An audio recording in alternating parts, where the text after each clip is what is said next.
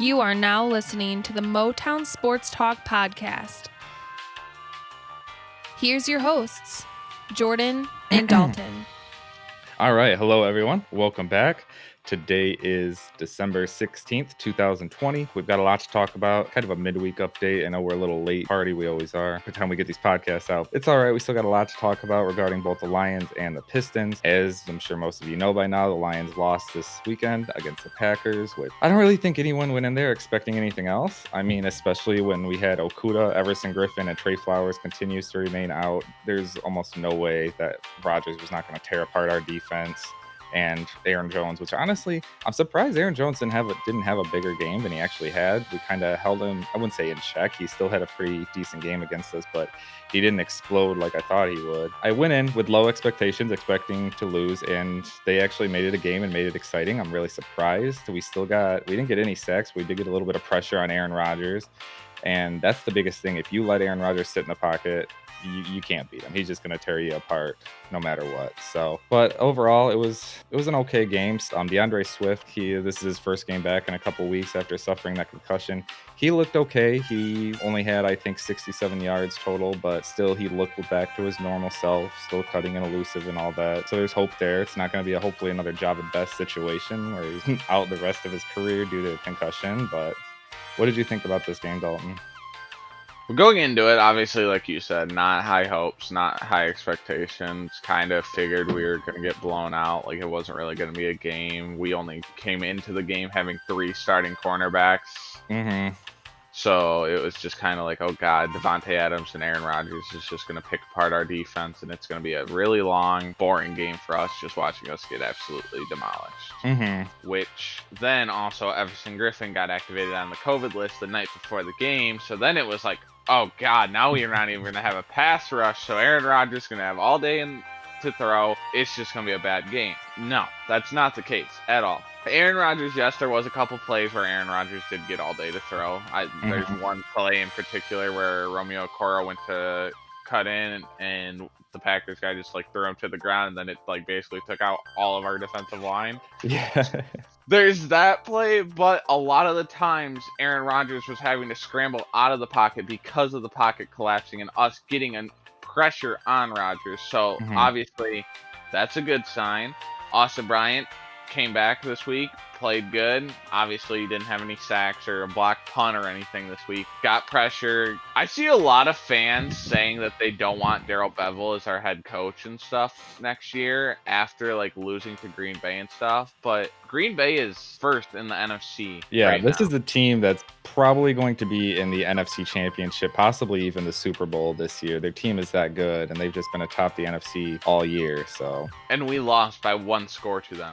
Exactly. Where we had a chance to even score and tie the game and everything. Yeah, key injuries, that's the biggest thing, especially this late in the year. All teams have injuries, so can't use that as an excuse. But the silver lining with this game, which a lot of fans don't like hearing this, is it was a moral victory.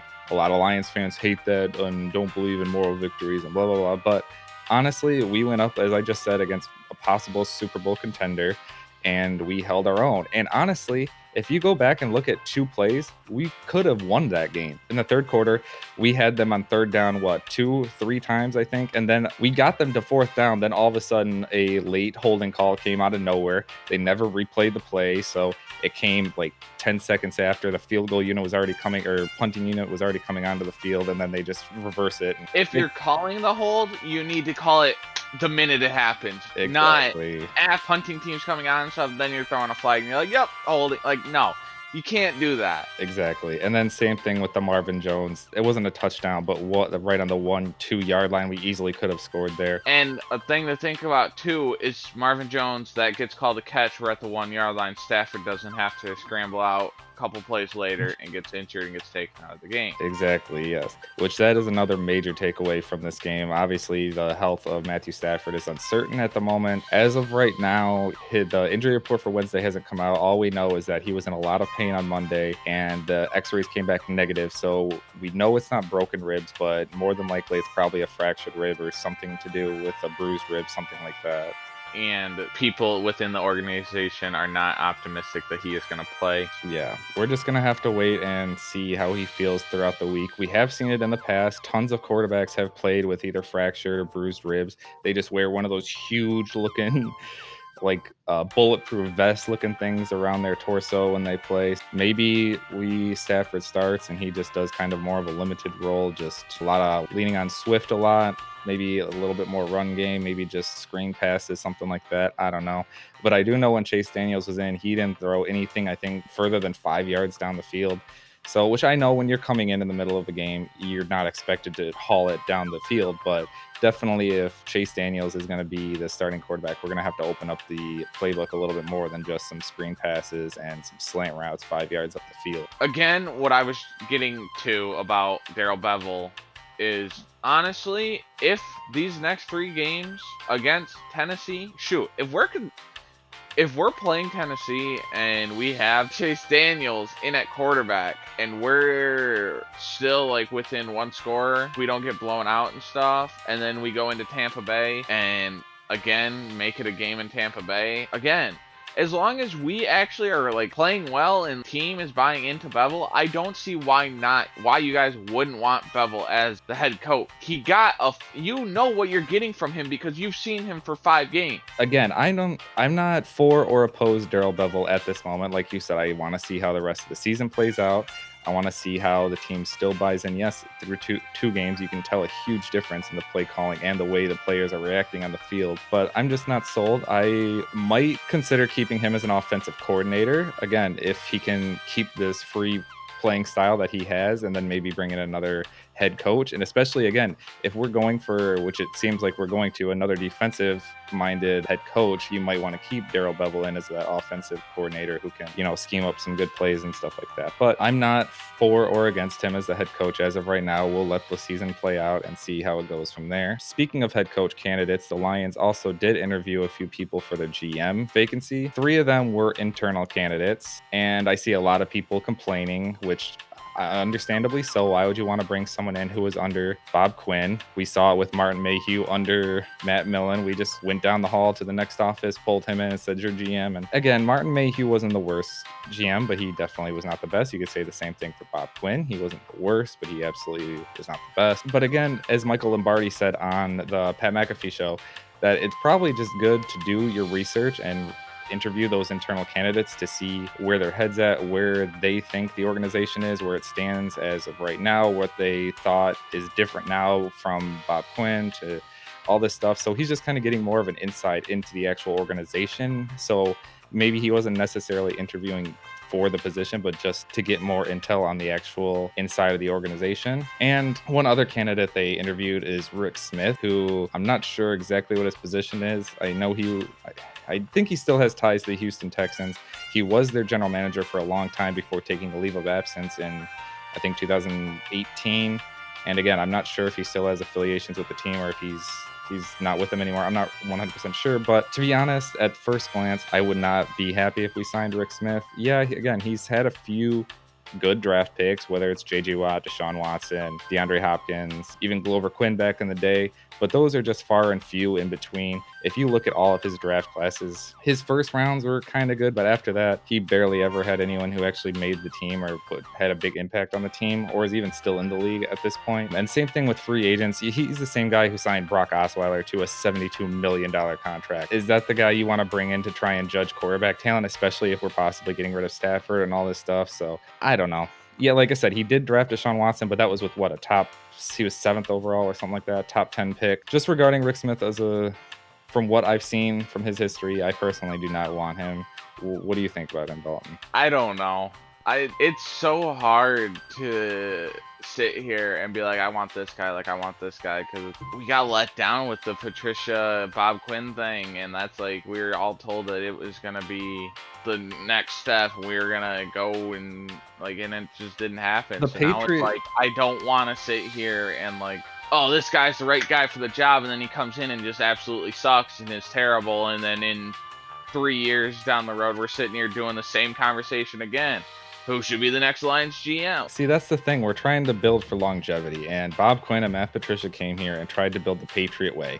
And the Patriot way, as we've mentioned before, doesn't seem to be working. Even they have Cam Newton and Bill Belichick over there. Patriots, they're okay. They're middle of the pack, but they're still not doing good. They're not the normal Patriots, and they don't seem... I know they're missing a lot of people who opted out this year and blah, blah, blah. Maybe we'll see what happens next year if they get all of their defensive players back. But still, it just doesn't seem like the Patriot way even works for the Patriots without Tom Brady and Bill Belichick there together. The Patriot way, and as we just mentioned before, a lot of the Bill Belichick disciples that go out do not... If they try to replicate the Patriot way, it does not work. We've just mentioned Brian Flores and Mike Vrabel in Tennessee, who they're both doing it their own way. They're doing it their own coaching style instead of trying to build the Patriot way. This is, I think I've thrown this out on a previous podcast. I might have been the one that got scrapped. I really like Ed Dodds from the Colts. The Colts are an organization that have built from within. They've drafted really well.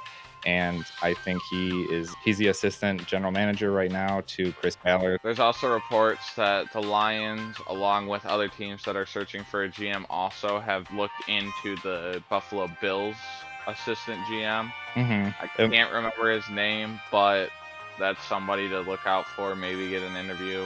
They're another team that have done good drafting and building in-house, obviously going out and trading for Stephon Diggs, and they do sign some good free agents, but they're a team that has been extending, and now this season are one of the top teams in the AFC that honestly I could see them making a deep run into the playoffs. Oh, yeah, until they run into the Chiefs. But yes, the Bills are really good. Their offense seems to be good. When Josh Allen was drafted, I honestly didn't think much of him. I thought he was just a strong arm who'd only be in the league for a few years, but he seems to have developed accuracy. That was one of his critiques when he came out of college, was he could just throw it deep, but he didn't have the accuracy. And over the course of his short career so far, he has definitely gotten that accuracy. You can tell he's gotten a lot better with those deep balls and everything. Like, I'm excited. Like you said, I definitely think the Bills assistant GM would be another person who could help us out. I don't remember, but yeah, those are two, again, the Colts and the Bills, who are two AFC teams that are both doing really well. And as we just mentioned, have built from the inside, have drafted well, have brought in good free agents, and haven't killed themselves with bad contracts to where they can continue to build in the future. And also two GMs that, our team's this, we need certain pieces. All right, I'm going to go out and make a trade for those certain pieces. The Colts with DeForest Buckner. They needed a defensive lineman. The 49ers didn't want to pay him. Colts said, all right, here you go. You got DeForest Buckner. Vikings wanted to move on from Diggs. Diggs didn't really want to be in Minnesota. Bills are like, hey, we need a wide receiver. We need Josh Allen to have a wide receiver. Here you go, Minnesota. Exactly. Those are two possible candidates but as you said, this is just us. We're two talking heads on the internet. We don't know what we're talking about. Otherwise, we would be employed I was going to say, I am going to fully trust in Sheila Ford and Rod Woods because they actually seem to be doing a lot of research and they're doing a lot to make sure this next coach and everything brings winning football to Detroit, and that's what Sheila Ford wants. So I'm trusting in Sheila Ford this time and seeing what she brings in and who she brings in. Yes. And then if they fail, then maybe next time I'm not too trusting in her. But as of right now, she got rid of Patricia and Bob Quinn, which honestly, I didn't really think she'd fire Bob Quinn. I thought she was just going to fire Patricia, but she was like, nope, both of them completely gone. So she gained my respect. I'm going to trust her for now, and I'm going to wait and see what happens. Yeah, that's one other point I'd like to bring up. A lot of people are frustrated in the fact that the Lions are not using an outside firm to be searching for their head coach candidate. But honestly, again, this is coming from pretty off the Pat McAfee show. He brought up a good point, and it's probably better if you're running a $1 billion organization and you don't know who you want to run your organization. That just looks terrible on you. And also, why would you go out and hire a firm that is also being hired by your competitors and your opponents to look for another GM candidate as well? What happens if one of your opponents just slips a little bit more money to that firm? And again, I don't know how these search firms work. It's just weird that if you're running a $1 billion organization, which all NFL teams make well over $1 billion, if you're running that type of company, then you need to know who you want. And that is something that I think is good. Even though Rod Wood has said that he doesn't know much about football himself, I do think it's better that Sheila Ford and Rod Wood are going out to get the people that they want and they think will build the organization up how they want, instead of hiring a search firm to do it. But that's just my opinion. I know some people would rather them hire a search firm, but all right. And now we will move on to the NBA and the Pistons. We've got a little bit of breaking news. The Pistons have played 2 preseason games so far against the Knicks. We will get into that in just a second. But first up, one thing we want to talk about, we are hosting a fantasy basketball league.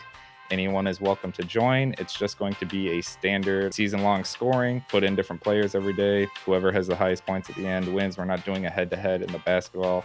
Personally, I don't really like that system. I think it works better with football, but basketball, I think you just, with them playing every day, different players, I think it's better just plugging them in, plugging your best players in, and whoever has the most points at the end of the season wins. So again, we'll put the link in the description for the video. If anyone wants to join, you're more than welcome to. I think it's 10 players max right now. If we get more than that, we might end up increasing the size, but as of right now, it's just 10. So feel free to click that link if you want. Also, one other breaking news, Giannis Antetokounmpo signed a max $228 million Supermax extension. I know this isn't really Pistons news, but it is crazy. A lot of people thought he'd be leaving Milwaukee, and now it looks like he's going to be there for at least the next 5 years, unless he somehow demands a trade and requests out of there. But Dalton, it's going to be hard to trade that contract. Yeah, we don't know the specifics of it. There might be like a player option somewhere 3 years down the road. I don't know if you remember this, Dalton, but you told me about some conspiracy theory with the NBA and how they're going to be running these championships the next few years. I forget what you say? Is the Lakers this year, then the Bucks next year, and then the Clippers the following year, which also makes sense because didn't Paul George just sign so it all makes sense. It's all lining up for, let's see if that happens. I'm not calling it right now, but I'm just saying, yeah, again, that's all lining up. That's just kind of fun. We're not really conspiracy theorists around here, but I just think that's kind of funny and how that's lining up. But yeah, Giannis, is that the highest? That's not the highest contract in the NBA, is it?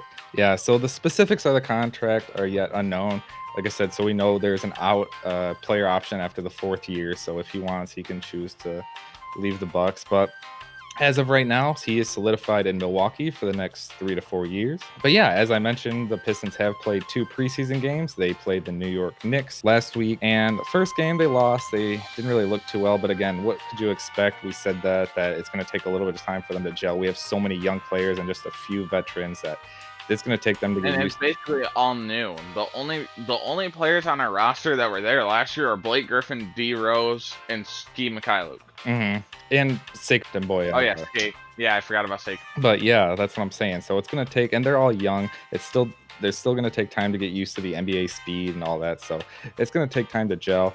But yeah, the first game, they did not look very well. Jeremiah Grant, he went 1 for 11. And just the 3-point, I think we had a 30% 3-point shooting on the night. We just did not look good. The next game, though, we did win. We won 99-91. And team did look better. Killian Hayes still is a little rusty, but his chemistry with Blake Griffin does seem to be going along very smoothly. And what I have to say is, yes, looking at the stat, Killian Hayes does not look good. But actually watching the games, you see all Killian Hayes, all shots that he took were all smart shots. Not forced, not dumb shots. They were all smart shots. His defense looks amazing. His basketball IQ is amazing. Yeah, his court vision is very well. He's got great chemistry with Blake Griffin already. He's young. It's his second preseason game in the NBA. Let him develop. Give him time, people. Like, all these people that are, like, dogging him. Like, yes, he was the 7th overall pick by us, but it doesn't matter.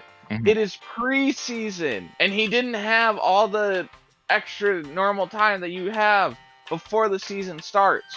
The draft was 2 weeks ago, and now we're already in preseason. Yeah, it really frustrates me, all the people who call someone a bust after one preseason game. This isn't even official. This doesn't even count, and people are calling him a bust. Like you said, give him time. The kid's 19 years old. Again, he did play professionally overseas, but the NBA speed is completely different than overseas. That's what we've talked about. The Euro style is a little bit different than NBA style basketball. Still, he's going to take time to develop, and again, as you just mentioned, you can definitely see the potential in Killian Hayes. He's a great young kid. He's very smart, and his court IQ and court vision seems to be great. It's just, and personally, a couple of those 3-pointers, like he did a couple pick and rolls with Blake, and a few of them were kind of questionable. I think he's just trying to get shots off, look good. But yes, he's looking good. Again, give him more time. He'll get better. Dwayne Casey will coach him to get better shots and which shots to take and everything. But somebody else who's looking good is Jahlil Okafor. He's playing about around 20 minutes a game, and he's not looking like an Andre Drummond type center, but I think him and Mason Plumlee are two decent centers that we can rotate in and out. They're both kind of splitting playing time right now. But again, I think if he's looking good in the first 2 preseason games, he hasn't scored a lot of points, but again, defensively and rebounds. I really like Isaiah Stewart. He brings that intensity. Like, he's not the best scorer, but he just brings that intensity and like doesn't give up on the play and continues to fight through it. Sadiq Bey, he did really well the first game. He was our leading scorer the first game. Second game, he didn't do too hot, but again, he's a rookie too.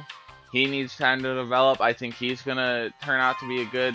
Honestly, I've noticed DeLon Wright's been starting at shooting guard, and basically Casey kind of wants him to play, which I don't necessarily like him at the starting shooting guard. I think Ski Mikhailuk needs to be our shooting guard because that's basically all the man can do is shoot.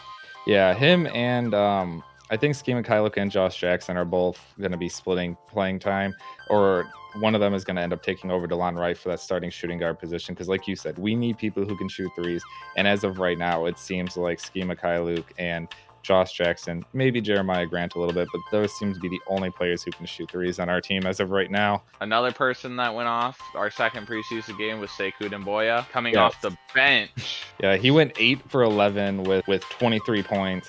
He is looking good. I think, give him a few years and he's going to be an all-star power forward.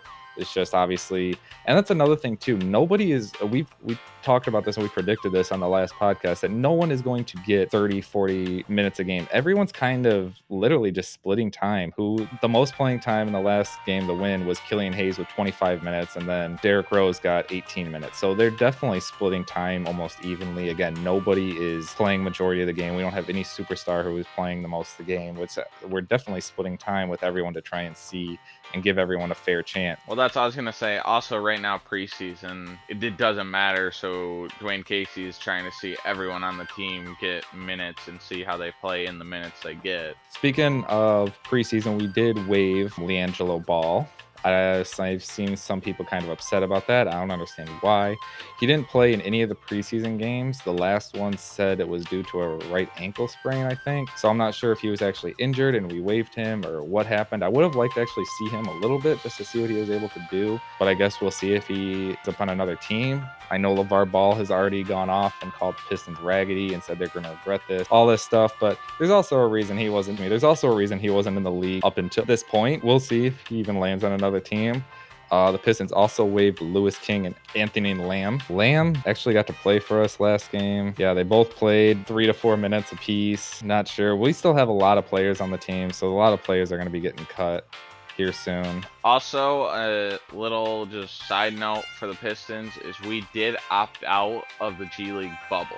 Most teams are in. The only teams that have opted out, I think, were like the Miami Heat, Los Angeles Lakers, us, and I think the Clippers. Not 100% sure on that, but I definitely know that we opted out of the G League bubble, so we will not have a team in the G League this year. So I guess Dwayne Casey and Troy Weaver, like, let's just have our guys develop. And I know that we are getting a new team, a new G League team in 2021. So possibly they just were done with the Grand Rapids drive and just said, hey, we're not even just this season, we just won't have a G League team. I'm not 100% sure on that. Yeah, so as of right now, it looks like that's probably why we have so many players on the roster, is because we don't have a G League squad to send them to or any. But we do have players on two-way contracts, so that's like what I'm confused about.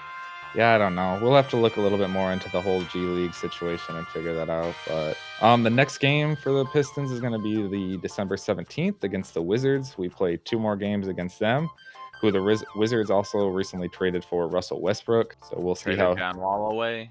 Yep. So we'll see how Westbrook and Bradley Beal do together. Yeah, we play the 17th and the 19th against the Wizards. Those are our next 2 games. And then we open the season on the 23rd against the Timberwolves. So we'll see. First game of the season that actually count. It'll be exciting. And we'll big probably test for Jahlil Okafor and Mason Plumlee having to guard Cat. Yep. It's going to be and exciting. Killian Hayes for having to guard D'Lo. Yeah, exactly. So they're going to be a pretty good team, I think, this year. Maybe next episode we might do a little bit of predictions about the Pistons, maybe the East and the West. Maybe we'll see where they what we think, how the teams will play out, how the divisions will play out before the season starts. All right. Don't forget, if you want to join a fantasy basketball league, go ahead and the link will be in the description below. And not sure when the draft will be. Figure it out, I guess, once we get people in. Yeah, once we get people in, we'll figure it out before the season. We'll do the draft, but probably either night before the season starts, something like that, 21st, 20th, something like that. But yep, we'll figure it out. Thanks everyone for tuning in. We'll see you again next time.